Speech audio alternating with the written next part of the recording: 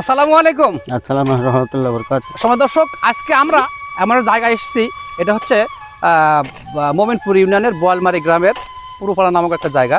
সময় দর্শক, আসলে আমাদের দৈহিক পরিশ্রমে যে কত প্রয়োজন, এই দেখতে পাচ্ছেন চাচার, এই চাচার বয়স 85+- অর্থাৎ এই বয়সে যে উনি হচ্ছে কায়িক পরিশ্রম করছেন।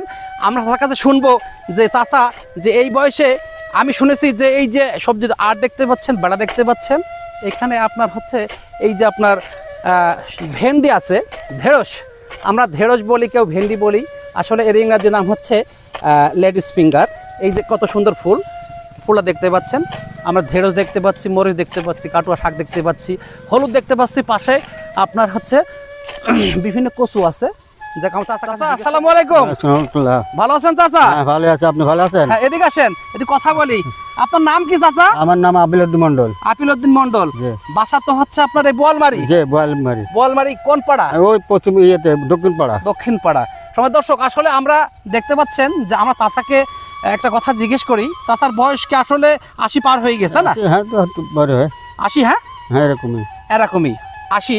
আমরা শুনলাম যে এই গল্পে শুনলাম যে চাচা নাকি এখানে যে সবজিগুলো আছে 8-10 প্রকার সবজি দেখতে পাচ্ছেন সময় দর্শক, মরিচ আছে, কাটোয়া শাক আছে, তারপর হচ্ছে এই যে আপনার ঢেঁড়স, এটা চাষ করেছেন চাচা। এই ঢেঁড়সের জমি তো আপনি চাষ করছেন? আচ্ছা, তা আপনি কি নামাজ কালাম পড়েন? জি, পড়ি। সময় দর্শক, আমি শুনেছি যে আপিল উদ্দিন চাচা 5 ওয়াক্ত নামাজ জামাতে পড়ে।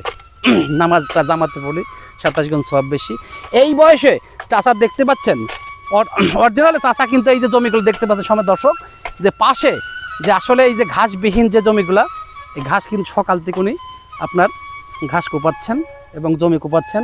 চাচার তরফ থেকে আমাদের একটা জিনিস আমরা ধন্যবাদ জানাই, যে আসলে এই বয়সে পরিশ্রম করছেন। আসলে আমাদের বিভিন্ন রোগ বাগ হয় পরিশ্রমবিহীন জীবনের।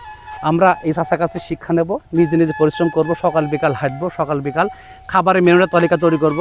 এবং চাচা আমাদের জন্য দোয়া করবেন। হাতে হাত রাখে, একটু হাত রেখে কি বলতে হয়? আসসালামু আলাইকুম।